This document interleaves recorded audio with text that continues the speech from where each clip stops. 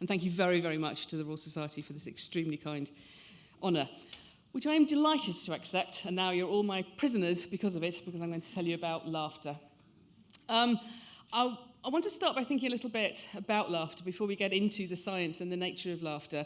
And I'm going to start with a clip that's been doing the rounds on social media for the past few weeks from a television programme in France from 2016 called Mon choix, c'est mon choix, it's my choice. And the title is My Laughter Does Not Pass Unnoticed. And they've got together some people whose laughter does not pass unnoticed. And it sounded a bit like this. Ah oui, mais pas dans la voiture.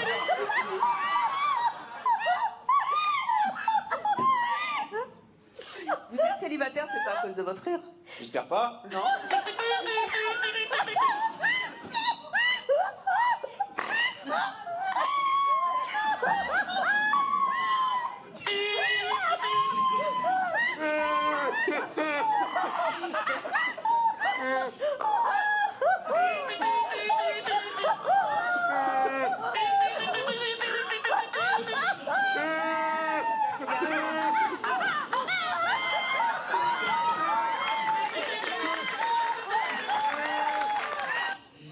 Yeah, okay, I think I noticed that. Something happened there, didn't it?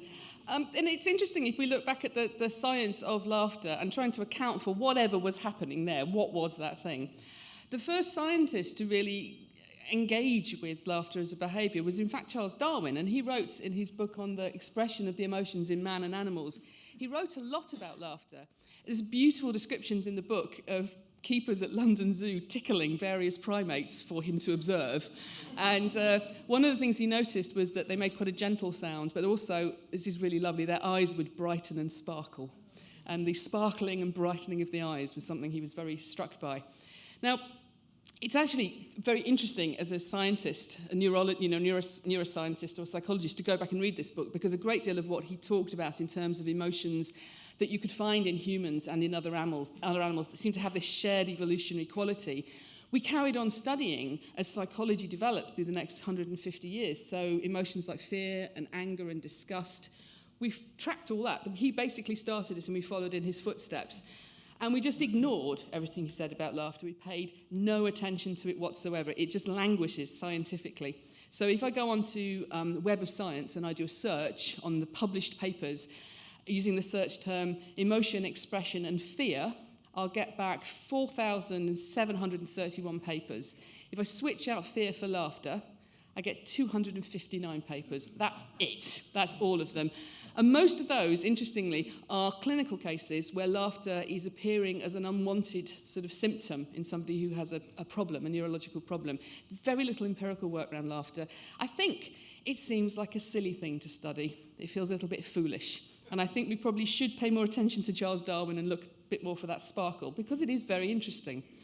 So I've got a couple. So Darwin was obviously interested in laughter in animals, and I'm just going to show you a couple of examples of that. So laughter in other apes is pretty easy to spot. It looks and sounds like human laughter. We're apes. This makes sense. So I've got a clip here of the late comedian Robin Williams meeting the late gorilla Coco, who lived in the US and who could sign. She did American Sign Language. So she signs to him at the start, tickle me. It's really humorless, like, just do it. You said you would, tickle me. And he does, he tickles her. And it's hard. It's really hard to tickle a gorilla. And it takes him a while. They've got thick skin. And when he gets in there, you'll see what starts to look like. The eyes are sparkling. She starts moving in a very familiar way. Her face moves in a very familiar way. And if we could hear it, there's a very gentle sound. The other thing I have to point out is that Coco was extremely interested in human nipples, everybody's nipples, and devoted a great deal of her time and attention to investigating them, which explains some of the other things happening on this video. So here we go. Tickle me. And not working, so what have you got going on here? Okay. Try harder, try harder. And he manages it now.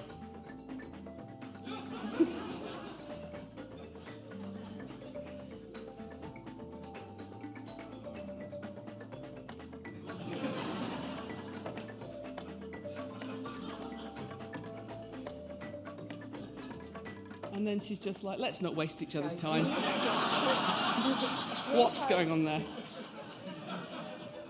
But it turns out other apes are not the only animals that laugh. So laughter has actually been, or a laughter-like vocalization has been very well described in rats. It doesn't sound like our laughter or sort of ape laughter. It's a very high-pitched squeaking sound. But scientist Yang Pangsap and his colleagues have studied this, and this is just showing an example of a rat being tickled in the lab. When they take their hand away, the rat is running around trying to get the person to tickle them again. So this is it's an activity that the rat enjoys. The rat wants to be tickled. Apparently, if you tickle them every day in the lab, they start making the sound when they see you come in. Come on, do it, tickle me. And it turns out, and I always used to say, well, there's probably more laughter out there, we're just not looking for it. If we look at laughter as an index of play, and that's what, Darwin thought that laughter was an expression of joy. He thought that was an emotional expression of joy. Pangsap, working with the rats, thinks that laughter is an invitation to play. You can see those two things could be linked. But it is interesting, if you look at play, it's a very interesting and important primate behaviour. All mammals play when they're juveniles, and some continue playing their whole lives. It's a very important behaviour. You need to show that you're being playful. So what you find is animals use what's called play face, this very loose, open, unthreatening mouth. That's play face going on there with the dogs. Play is so important. Play is so important to dogs. In fact, they do this thing called play bow, and that's what the dog at the top here is doing. And that basically says everything after this is a game. I might growl, but I'm not mad at you because we're playing a game. This is brilliant. So what this is all doing is saying this is playful. So the same behaviour could be aggression or sort of unpleasant or sexual, but now you're saying, no, this is playful, it's all okay. And a guy called Greg Bryant in the US did a much wider search on play vocalizations in mammals and found that the most unlikely mammals, such as cows and weasels, also make play vocalizations. And that's it. Laughter seems to be one of these sounds that you make during play to show that you're being playful. So along with the play bow, along with the play face, there is this sound that you make to say, I'm being playful, this is a game, this is fun. And so likely cows are laughing alongside the weasels. Laughter-like behaviour, or certainly a play vocalization, has even been described in parrots, suggesting that you might find it in other very social animals. You don't find it in all parrots. These are Kia parrots from New Zealand, which are extremely sociable. In New Zealand, they're considered to be naughty parrots because they're slightly too playful, if anything. And when they play, they make a sound. So we're seeing this relationship between play and laughter in other animals, possibly also true for us. Well, let's take a look at humans and laughter. In humans, it's important to contrast laughter from other things that we can do with our voices. So this is just a vocal tract image of somebody talking in our MRI scanner. And this is just a glimpse of the complexity of what happens when human beings start speaking. No other animal can make the sounds we make. It's absolutely extraordinary the way that we can use our tongue, our lips, our soft palate, our voice box, all of this moving continuously and shaping the sound that we're making and giving us these unparalleled complexity of the sounds that humans can make with their voices. This is under a very distinct pattern of brain control. Brain areas that you don't find in other animals are recruited in humans to control the complexity of our speaking. And if these brain areas are damaged, then we have great difficulty talking. But if these brain areas are damaged, we can still make other kinds of sounds because we have another completely different way of producing vocalizations, one that we share with other mammals that's older, and it runs down under a different kind of neural control, which I'll show you in a second. And that's involved in emotional vocalizations like laughter. So this is just showing you the same woman with a vocal tract imaging. Now, instead of talking, she's laughing in the scanner. And you'll see all of those beautiful, complex movements go away. What's happening is she's opening her mouth, the tongue's staying at the bottom of the mouth, and then she's making a lot of noise. And that's laughter. So this is an extremely basic way of making a sound. This is effectively more like an animal call than it is like speech.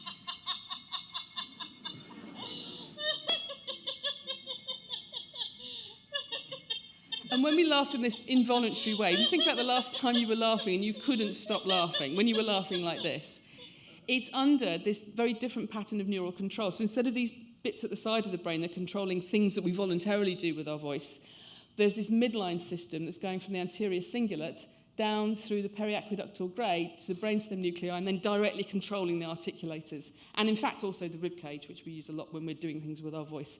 So that's why patients who have damage to, that means they have difficulty speaking, can still do things like laugh and cry. This older network is undamaged. Just a glimpse here of what that's, you could see she was moving a lot in the camera, although her mouth was just opening. And that's because when you laugh, a great deal of stuff's going on down at the rib cage.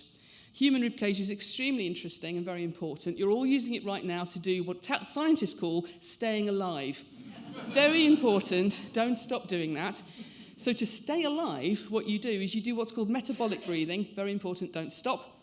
You take the muscles between the ribs and the diaphragm at the bottom of the rib cage. Is this working? Oh. And you use the intercostal muscles, the muscles between the ribs, you contract them, it pulls the rib cage up and out, and that creates negative pressure inside the lungs, air is drawn in, and then you relax the back out, and it pushes the air out. So that's metabolic breathing, continue doing that. And if I was to put a breath belt on you, I would pick, so just measuring how your rib cage is moving in and out as you breathe, I would see this sinusoidal pattern that you see up at the top here. So that's what you're all doing at the moment. As soon as we start talking, we use the rib cage very differently, and we use the rib cage to very finely control the flow of air out through the larynx. It's extremely complex, although it doesn't feel very hard. And that's actually, again, something very unique to humans. We have this ability to control how we breathe out using these same muscles, and we see a very different pattern of movement of the rib cage. As soon as we start laughing, this gets different again. And now for laughter, you have these single, very, very large deflections of the rib cage, and each one of those big deflections is just pushing air out of you.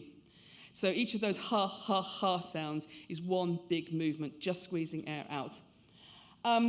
We don't have a good understanding of the way that this is happening at the brain level, but if there is a competition between laughter and breathing and talking, laughter will normally win. It stops you from breathing, it stops you from talking, it's just squeezing air out of you, it's trying to kill you, and it's relatively dangerous in that respect. It is a little bit stressful on the ribcage, but don't stop, obviously. Now, sometimes, if you're really lucky, when you're listening to Radio 4 in the morning, you hear the systems start to compete with each other. So one of the things I really like to listen out for is when people who are doing live radio or live television start to laugh, because you hear these two systems, the speech production system, which you're trying to use to talk, and the laughter production system, which has somehow got in there and is going to stop this. You hear them duking it out. And what you can often hear happening first is that people have difficulty controlling the pitch of their voice. So I've got an example here from the Today programme from a few years ago. Charlotte Green is about to try and read the news. The pitch of people's voices is shown down in the lower panel in blue. You're going to hear somebody coming down the line first. Singer Rock's unpopular replacement has now been dismissed, with the Army's popular Chief of Staff, Jack Twat, taking over. A 40-foot sperm whale, which was stranded in the Firth of Forth for more than 4 days, is now thought to be swimming towards open waters again. It freed itself late last night. Marine experts are hoping to establish this morning whether the whale is finally back at sea. Good luck to the whale. 8:10 good time. An investigation is underway at the main. Now, if you're interested in laughter and voices and speech like I am, this is gold dust. There's everything here.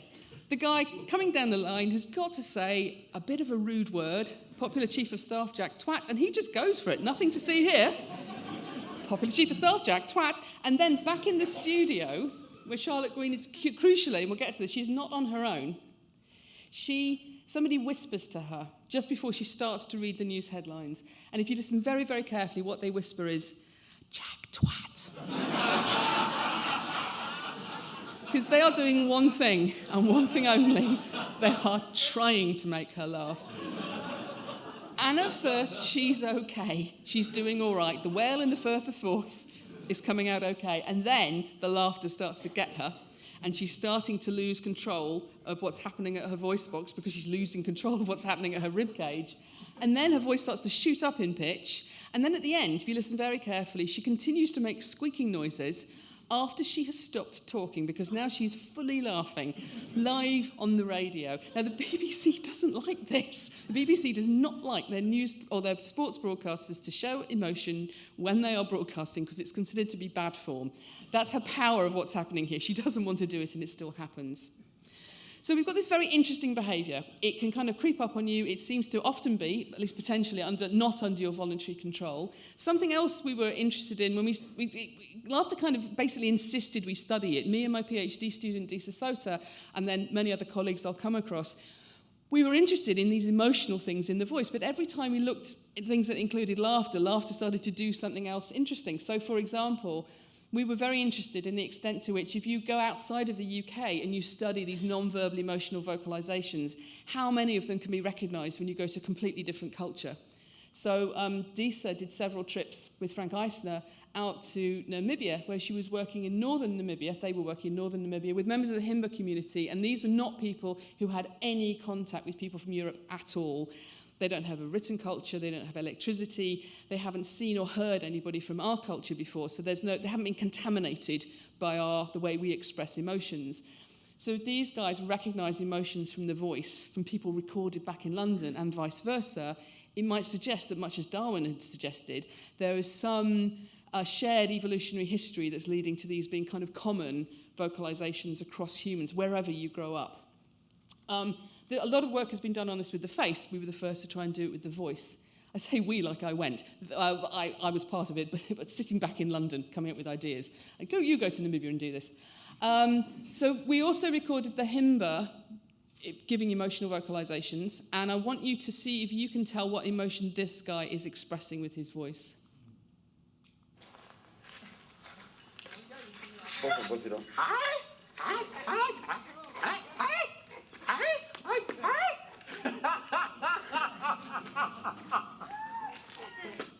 So no points for spotting at the end there. He started laughing. Anybody take a guess at what's happening before then? I have to say there's somebody from the Himba here. Please don't spoil it. This has happened to me before. Anybody guess? Did it sound positive? Did it sound negative? It's positive. Did it sound like high in energy or low in energy? Yeah, he's actually expressing triumph. So this is an example of an emotion that's not so culturally specific that another culture doesn't understand it. He knows what it means to feel triumphant. That makes sense to him. But when he expresses it, it's not recognizable to us as triumph. That's a culturally specific expression of emotion. That's not one of the things Darwin was talking about. And then at the end, he starts laughing. And if you listen very carefully, it's because he's surrounded by other people who are laughing at him. And he joins in. And that's immediately recognizable. And that looks, certainly from this, like we're seeing something that looks a lot more recognizable in both directions. The English recognize the Himba. Do the Himba recognize the English? Well, yes, they do. So the emotions that have been studied from the face, fear, anger, disgust, and sadness, we also found could be recognized from the voice in both by the Himba and by the English. So if you're in the middle of the Namibian desert and you get vomit on your hand and you go, ugh, they would know exactly what you meant. There's a shared recognition there. Again, along the lines of Darwin's suggestion. But the only positive emotion that we tested, which was showing this sort of everybody's recognizing everybody, was laughter. So this emotion of joy, of invitation to play, is looking like a universal human emotion. Something else that looked surprising to us about laughter was a study we did with my colleague Jane Warren and Disa Sota. And this was, a lot of what I do is really boring stuff on how the brain processes speech and sound. And we just thought, what happens when, instead of hearing speech, you hear these emotional vocalizations? So we had people listening to laughter, triumph sounds, fearful sounds, and disgust sounds. And we chose those because they're all very recognizable and they're not confusable. And what we found was actually a lot of activity in parts of the brain, shown up there in green, which you would use to produce sounds when you hear them. So this looks like what scientists call mirror systems. These are brain areas activated both by perception and by production. So you're kind of mirroring what you're hearing as part of your trying to understand what that thing is. But the thing that was very striking was that this wasn't the case for all the emotions. The emotion that was really driving this sort of mirroring response was laughter. And we thought, that's interesting, because laughter is very contagious. Laughter is a behaviour that you can catch from other people. Is that what we're seeing here? Even if you're having your brain scanned, which is monumentally unamusing, when you hear somebody laugh, you get ready to laugh a bit, even if you don't make a sound, and we were trying to make sure people didn't make any sound. So there's some sort of automatic engagement, so like a priming. And so this turns out to be something that is quite interesting. So I'm going to show you a very brief clip of this. I'm going to show you a clip of two people broadcasting. There are two men in this clip. The man on the right, he is going to hear something that makes him laugh. So he's going to start laughing pretty helplessly. This man does not laugh at the thing that is heard, but is quite worried because they're broadcasting live and now his colleague is laughing at someone who's called in. And he keeps looking quite worried. The other thing to notice is he also keeps laughing and smiling, and that's just contagion. So even though he doesn't want to, he is joining in when his friend laughs, and you might have a sense of why that is as well. So now we're going to see the whole clip. So these two men have quite different reactions, but even the worried man keeps smiling and laughing. We're really trying to get out there in the record scene, but so we're just going to sing for you. So already trying not to laugh. Okay. I cry in the midnight hour, yeah. Holding it together. You heard my cry. You bottled up all of my tears. This world, Something's happening. I'm still loving you, oh Lord, yeah, yeah, yeah. Oh, yeah, yeah, yeah. That was good. Worried. I was excellent. This is why.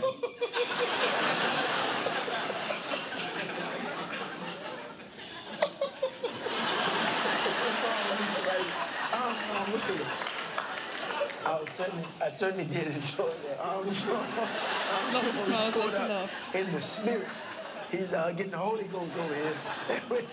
We want to, he has the spirit. He still loves you.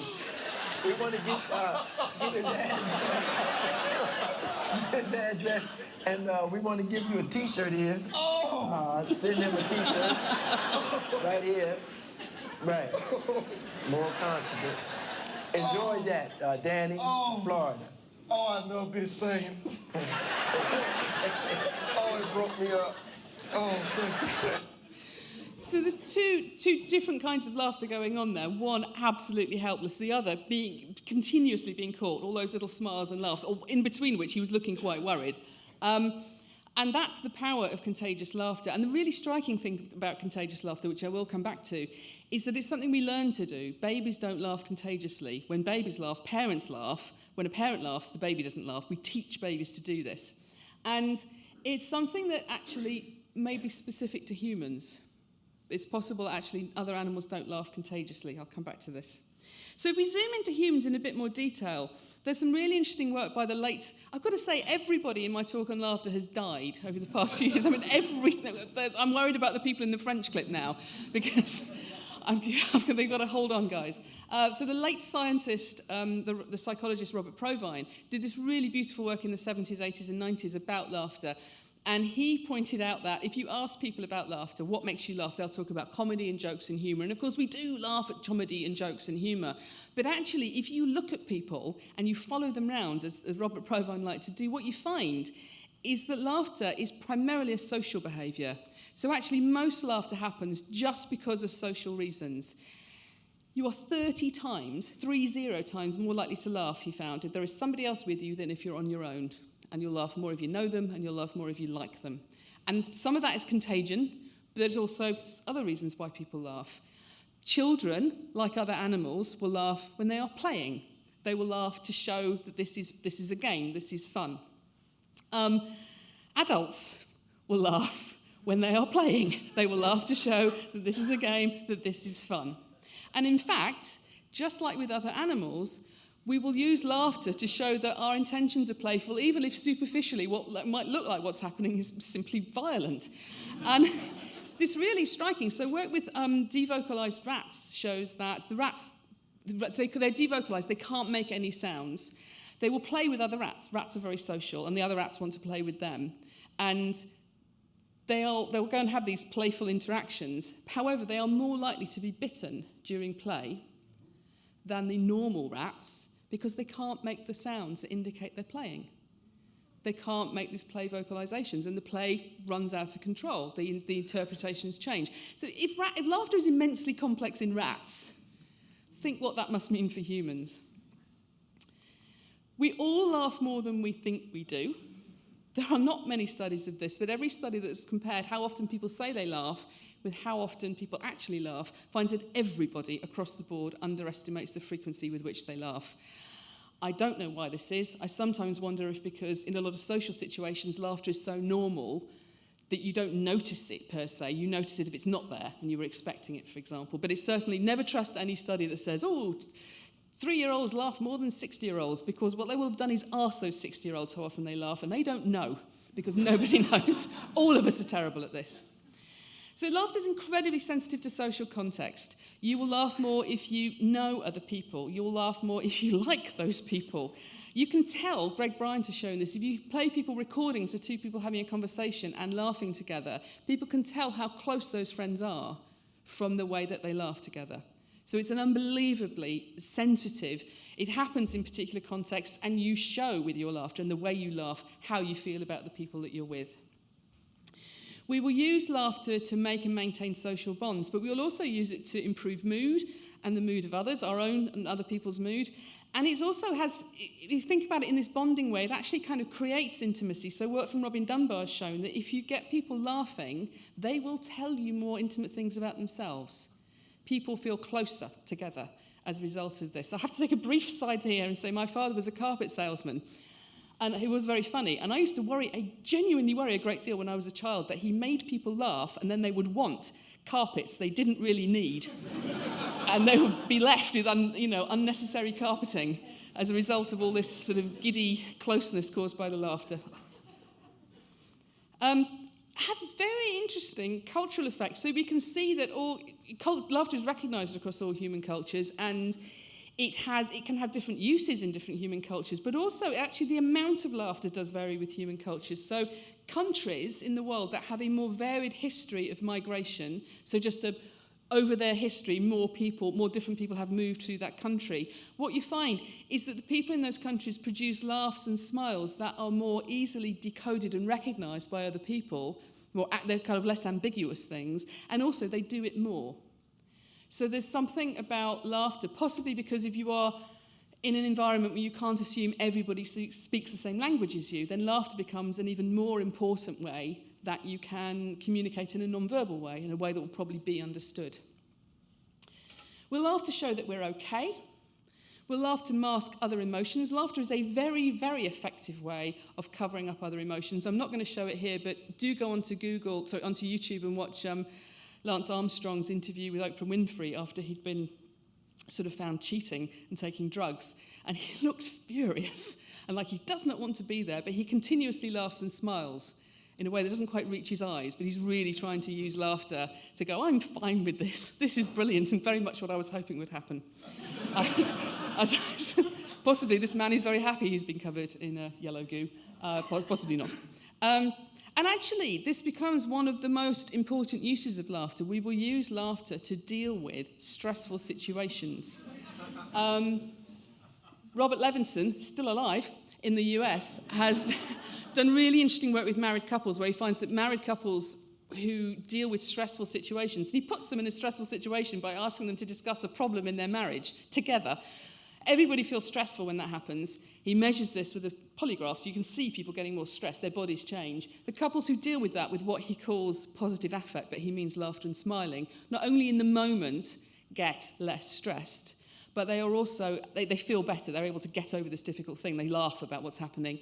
But they also are the couples who stay together for longer and are happier in their relationship. And it's not because laughter is a bit of magic dust that makes everything okay, because this only works if the laughter is shared. If one person's going, I do snore terribly, don't I? And the other person's going, it's a massive problem and I'd like you to stop. No one feels better. Now, Levinson's doing this beautiful work with married couples, which is great because it's amazing because it's longitudinal studies over years and years. I don't think this is limited to romantic relationships. I think a lot of what we call friendship, people with whom we can sort of deal with a stressful situation by sort of negotiating our way to a better mood. One of the best examples I can give you of this in a public field is when this difficult and sort of rather stormy relationship between Yeltsin at the end of the USSR and the starting of the sort of Russian Federation and the situation in Yugoslavia in the 1990s was having a series of sort of ill-tempered meetings with the rest of the world, culminating in a meeting with Bill Clinton. And he came out from this and started haranguing the press. And Bill Clinton watched him like a hawk. And then when he got the first reason why he could laugh, he did laugh. His name was mentioned, and he just started laughing. And he's like, oh, yeah, that's my name. And at first, Boris Yeltsin just smiled and carried on. And then Bill Clinton laughed again. Then Yeltsin starts saying, oh, you're the disaster to the press, at which point Clinton's on the floor, like, this guy is just hilarious.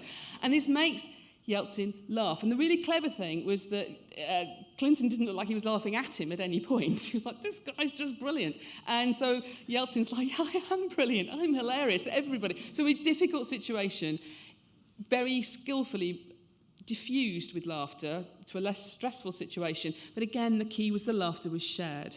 Laughter seems to have its power for letting us negotiate ourselves to a less stressful situation by laughing together. Levinson's couples, it worked when they laughed together. Here, it worked when it laughed together. If he just laughed at Yeltsin, it would have been, if anything, a diplomatic disaster. So what we have is this very, very complex behaviour. And interestingly, because it happens in social interactions, it's an emotion that lives when we are with other people. We do laugh when we're on our own. We're just so much more likely to laugh when we're with other people. In fact, where you find laughter happening most frequently is during conversation. So if you look at laughter in conversation, you'll find we do laugh at jokes, but most of the time we're still not laughing at jokes. We're laughing to show affection and affiliation, but we're also laughing to show agreement, understanding, recognition. And in fact, at any one point in time, Provine found that the person who laughs most is the person who's talking. We're using the laughter to get other people to show they agree, they recognise, they remember. So it's an incredibly communicative behaviour. What you have to think of as laughter is this really complex non-verbal communication, which is a play vocalisation for our ape cousins, but which we've kind of involved in this extremely complex, really nuanced way of doing a lot of the heavy emotional work in the middle of human speech, which is the most complex form of sound certainly that you can find on Earth normally. We drop it continuously into this ancient play vocalisation to do a lot of the emotional heavy lifting. Laughter's never neutral, in other words. When you hear laughter, we're always trying to understand it, and we can see that in people's brains. If we play people different kinds of laughter, so we've got people laughing completely helplessly, like this. Oh, you going to play? So that's me laughing helplessly. My voice goes ridiculously high. Or somebody laughing more communicatively, like that might happen in a conversation. Now, people are good at telling the difference between those two different kinds of laughs. And in fact, when we put people into the scanner, and this was a study done by my colleague Carolyn McGeskin when she was working with me, what you find is even if you just don't tell people to do anything with the sounds, they're just listening to sounds, we put loads of other sounds in there as well. When you hear the laughter, people are trying to work out what's going on. When you hear somebody laughing helplessly, you get lots of activation shown in blue in auditory parts of the brain, possibly because you hear sounds you don't hear in any other context. When you hear somebody laughing in that more communicative way, you get loads more activation now in parts of the brain to do with working out what somebody else's intentions are. So even if, again, you're just having your brain scanned, you are trying to work out, when you hear somebody clearly laughing in a more communicative way, maybe they're trying to cover up being angry. Maybe they're trying to get someone to like them. Maybe they're trying to show that they like somebody. Maybe they're trying to cover up being in pain. Maybe they're trying to deal with stress. There's all these different reasons why people laugh, and you're trying to work it out all the time. It's that important. Interestingly, that priming response that I showed you before, that kind of contagion, you get to any laughter. It doesn't matter what the kind of laughter is. What does make a difference to the priming response we see in the brain was actually how good people were at telling the difference between the two different kinds of laughter. So we scanned people, and then we got them out and we gave them a test discriminating these different kinds of laughs. And what we find is the better they are at that, the more they showed a priming response when we scanned them earlier. So it's not just contagion. When you're getting ready to join in when you hear laughter, it actually helps you understand what that laughter means. And there's significant variation across people in this. Some people are better, and we'd like to know why that is. One reason might be neurodiversity. So we did a study with Essie Vidding's lab with boys at risk of psychopathy. So these are boys who are teenagers who are high in callous and unemotional traits, and they are also showing profiles of conduct disorders compared to boys who are not at risk of psychopathy. And what you find is those boys at risk of psychopathy do not find laughter as contagious. Remember, contagious laughter is something we learn to do. They don't show that they just don't find the laughter makes them want to join in as much. And when we scan them, they don't show that same brain response. So there is something really interesting going on here. I'm not saying psychopathy is a problem of laughter, and we don't know what the direction of causality here is, that there's something different about these boys that means they can't learn how to laugh, or laugh contagiously, or is it that they haven't had the opportunity to learn to laugh contagiously, bearing in mind it's something we all learn to do. So at the end of the talk, I just want to think a little bit about laughter and other animals and humour. So similarities between humans and other mammals is laughter is associated with tickling for all of us. It's associated with play for all of us. The devocalized rats, very similarly to us, if you can't make a sound that indicates that your intentions are playful, then that behaviour can be misunderstood. And in fact, chimpanzees have two different kinds of laughs. They laugh differently if they're laughing when they're being tickled than if they're trying to make play last longer, which is very like our helpless laughter and our more sort of communicative laughter. But there are really interesting differences. So human laughter is louder. We want other people to hear when we are laughing. We broadcast our laughter. Human babies will laugh at being tickled, but they'll also laugh at things that don't require physical contact. All other mammals, when you find laughter, or parrots, it's to do with physical contact. There's a physical element. We don't need that. Right from when laughter first appears, we will laugh at other things. Perhaps because babies are picking up on a playful intention that's leading them to laugh. Only humans learn to laugh contagiously. So laughter seems to be able to jump the gap between humans. It doesn't require physical contact for it to be there. And it has to be said, there are no convincing examples of humour in wild mammals or of any kind. You find laughter in other animals. You do not find humour. And I think, just to briefly touch on humour, one of the things that's very interesting about humour is our ability to, again, read intentions. So if I want to, I'm just going to show you a very quick clip. This is from the theatre group Told by an Idiot, who did a lovely investigation of old black and white slapstick and why people find it funny when people fall over. And they recreated some scenes from Charlie Chaplin. I just want you to watch this recreation and look how the actors are pointing you to where the points are, the funny points, by the sort of like signalling their intentions. They're not behaving like people. Charlie Chaplin's about to try and steal food. This is not how people behave when they're stealing food. Something else is going on. It's a performance for you.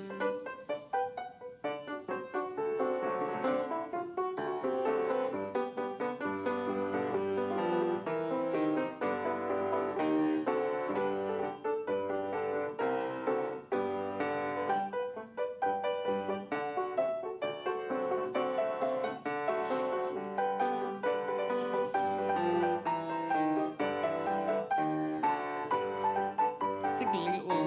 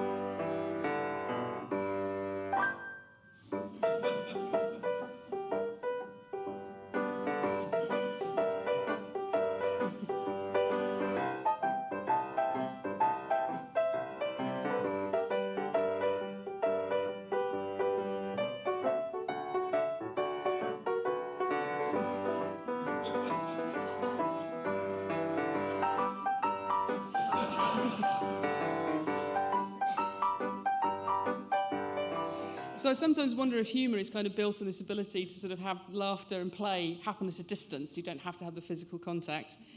It's also true that the two interact. So we found that laughter makes things funnier. If you add laughter onto jokes, as my PhD student Ceci Kai did a couple of years ago, jokes are rated as funnier. And the more, this is just showing you lots of different jokes. They were stinkers, these jokes. What's the best day for cooking? Friday. add laughter onto it, people rate them as funnier, and if you, the more spontaneous the laughter, the funnier it makes the joke. Which, of course, we then, a couple of weeks almost after we did this, we went into lockdown, and lots of comedians were trying to do comedy on Zoom, where you didn't have the laughter, and it felt different, it felt wrong. So I just want to finish by circling back to this point about laughter and intimacy. So laughter has been described as the shortest distance between two people, and I've always loved this quote for the kind of the sense it gives you of the kind of closeness that it gives you, this sense of bonding. And I want to go back to one last example of laughter. So this is just over 30 years old now. Laughter from Brian Johnson and Jonathan Agnew trying to do a recording of the Test match special after the second day at the Oval.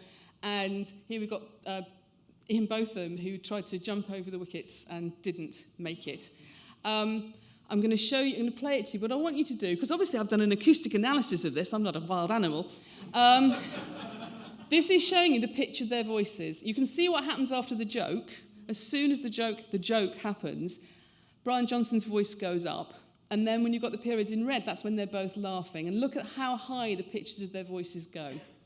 I just want to take one listen to this and then just see what we can learn from this that might tie it all together about laughter. Okay, so over to Jonathan Agnew and Brian Johnson. He knew exactly what was going to happen. He tried to step over the stumps and just flicked a bail with his right hand. More or less tried to do the splits over it, and unfortunately the inner part of his thigh must have just removed the bail. He just didn't quite get his leg over. Anyhow, he did very well indeed, batting 131 minutes and hit 3 fours. And then we had Lewis playing extremely well. The pitch of his voice has gone up because he's smiling. Not out. Agus, do stop it.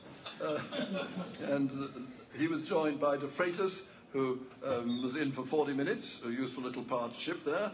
They put on 35 in 40 minutes, and then he was caught by Dujean Walsh. Lawrence, always entertaining, batting for 35. 35 minutes, hit a 4 over the wicketkeepers. For goodness sake, stop it. Yes, Lawrence. Tries to speak. Extremely well. He hit a 4 over the wicketkeeper's head, and he was out for nine. Doubtful kick. Batting for 12 minutes, and then was caught by Haynes off Patson for 2, and there were 54 extras, and England were all out for 419. I've stopped laughing now. So I think this kind of just makes so many of the points that I'm talking about. So first of all, the main reason that they start laughing is that they're both there. If they'd been on their own, even if they had thought didn't quite get his leg over, they would have been very unlikely to start laughing like this. And then very quickly, they're not laughing because the joke is funny. They're laughing just because of contagion. So it takes about 30 seconds from the joke for Brian Johnson to be finally completely overwhelmed by the laughter, but that's it really started to have its effect. But I think there's something else interesting going on. I mean, some of it's, he keeps saying, oh, Agus, do stop it, or I've stopped laughing now. And that was basically, he was saying this to explain to the listeners why they were laughing. Apparently, the producer was standing in front of them, staring at them by the end of this, like, stop doing it, got in trouble. That they didn't want it to happen. But also, I think one of the reasons why people like this clip, it's the second most popular non-musical clip that's ever been, that gets used on Desert Island Discs. People really love it. Is because I think one of the things that you're hearing is friendship. If those two men had detested each other, they would not have been laughing that way. And you're hearing that in the laughter, even 31 years later. So I think it's a really interesting behaviour, and I think it's definitely something that scientists should take more seriously. We should have paid more attention to Charles Darwin. I'd just very quickly like to say thank you to a few people. I'd like to say thank you. Not everybody's listed here, but all the different scientists I've worked with, particularly on laughter, particularly Andy Calder, Zarina Agnew, Carolyn McGettigan, Jane Warren, Disa Soter and Frank, Cesar Lima, Sinead Chen, Ceci Kai and Addison Billing, and Nomin Carmosa, Eddie Vidding. They've all been amazing. Carl, Jasmine, it's been an amazing group of people to work with. I'd like to say thank you very much to my partner Tom and our son Hector, because they make me laugh a lot. And great people. I'd like to say thank you very much to my parents, Colin and Christine Scott, for laughing a great deal. You can see it starting to happen there with my father wearing a hat. And supporting their hapless daughter in her interest in science. And I'd like to say thank you to UCL for genuine support for public engagement. They take it very seriously, and I'm very grateful to them for that. They value it. I'd like to say thank you very much to the Royal Institution for giving me the opportunity to do the Christmas lectures, which were just awesome, and I really enjoyed every moment of it, even though I sometimes was running away and being sick because it was so anxiety-provoking. It was just amazing. And I'd say thank you very much to the Royal Society for this amazing opportunity and for everything they do to encourage scientists and science engagement. Thank you.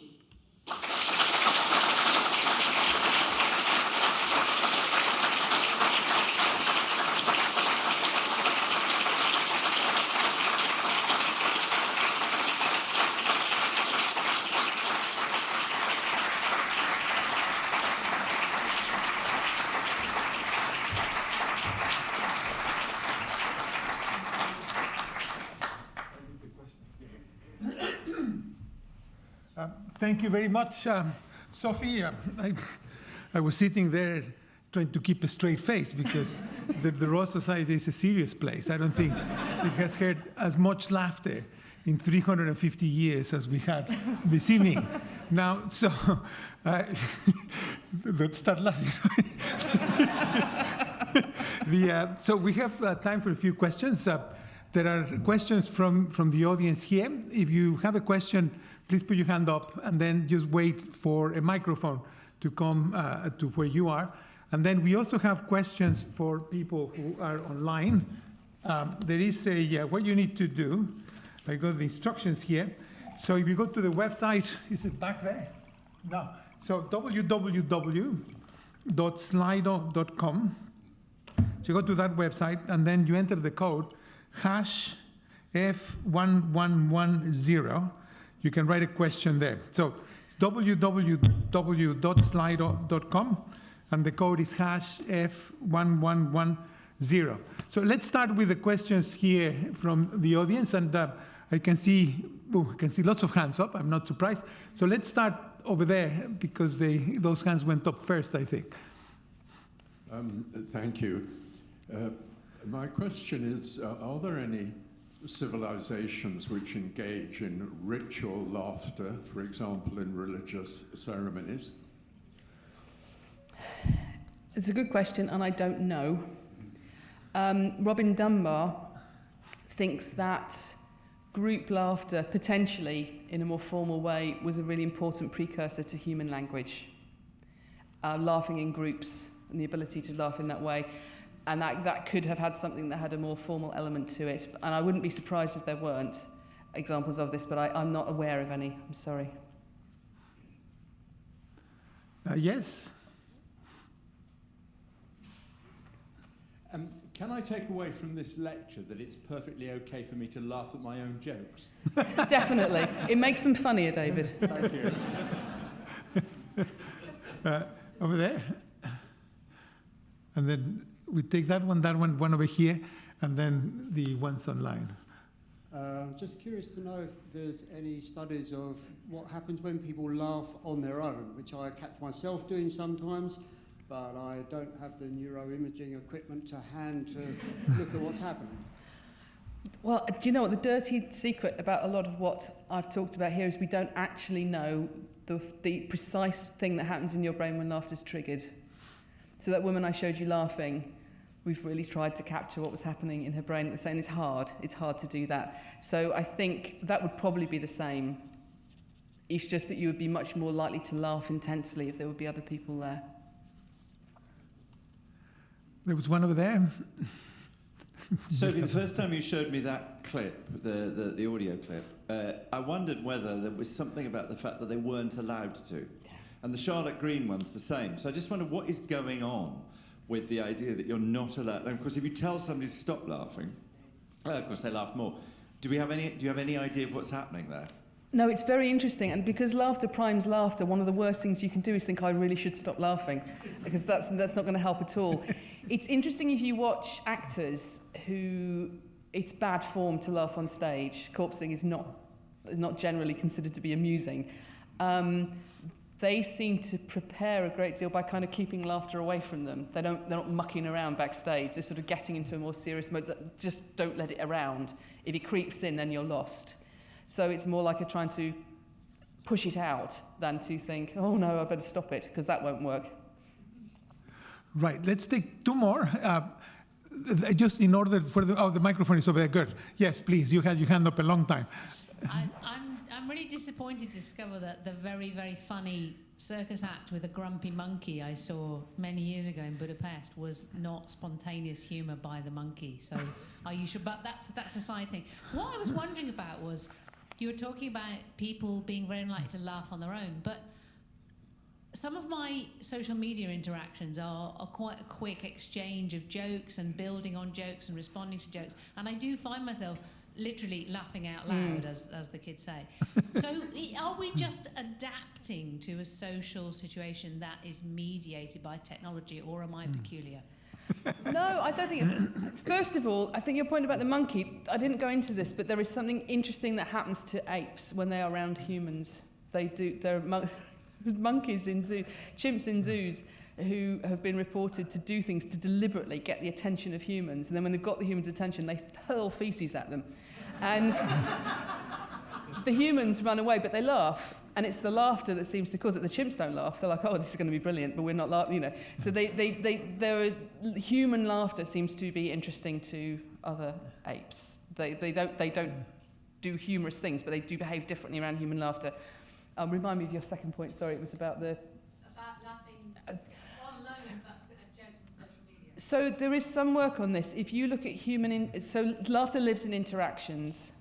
So if you look at different kinds of human interactions, the more social information there is, the more laughter there'll be. So you get most when it's face-to-face in person, less when it's face-to-face, but you're on a computer screen, less when you're on a phone, less when you're on text, but you still don't get none on text. There's still an interaction. And it's interesting how the ways people try and put laughter back in with GIFs or Rafflecopters or whatever, the different kind of, whatever to mark myself out from the ASCII era, and that's always evolving. There's a whole use of emojis around laughter that I don't understand because I'm old. There's a crying emoji that people use that I'm very well. I would probably use it to say, oh, very sad news today, crying emoji. And I know that that's wrong, is all I know. I don't really know when it would be right. So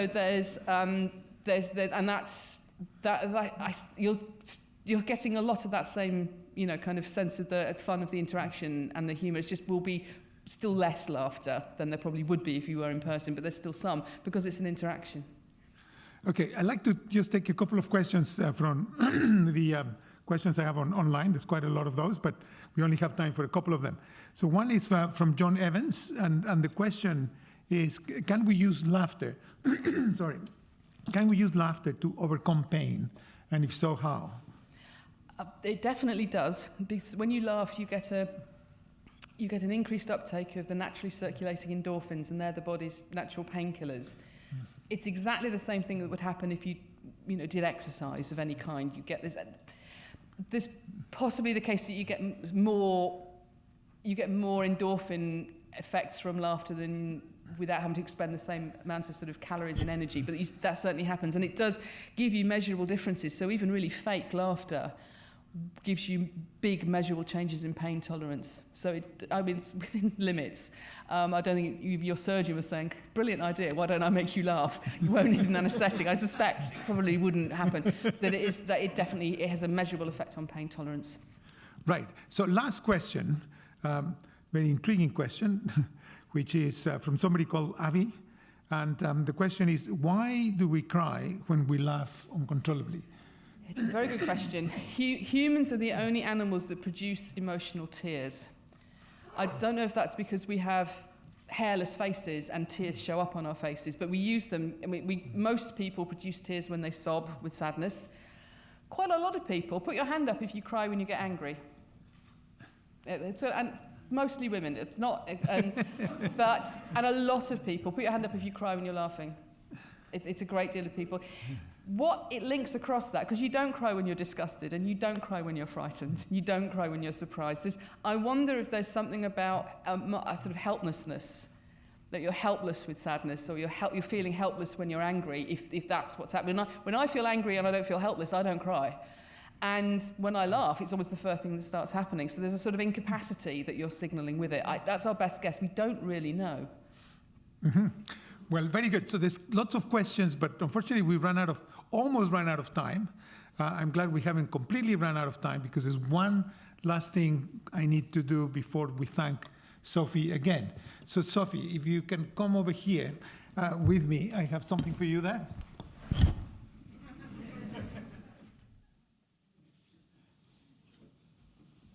So this is the Michael Faraday Prize, and this is a medal that I'm told you mustn't pawn or sell, but it's worth a lot.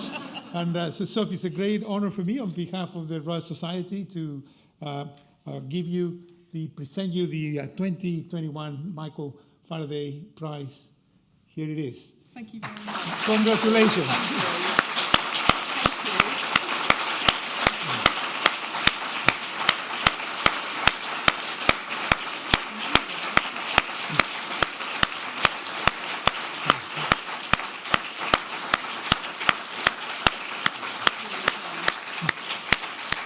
Congratulations. Thank you so much. Thank you. And thank you so much for everyone who came to the lecture, and in particular to Sophie for a really, really memorable lecture. I'm going to be laughing all the way home, but she who laughs last, laughs best. Thank you, Sophie.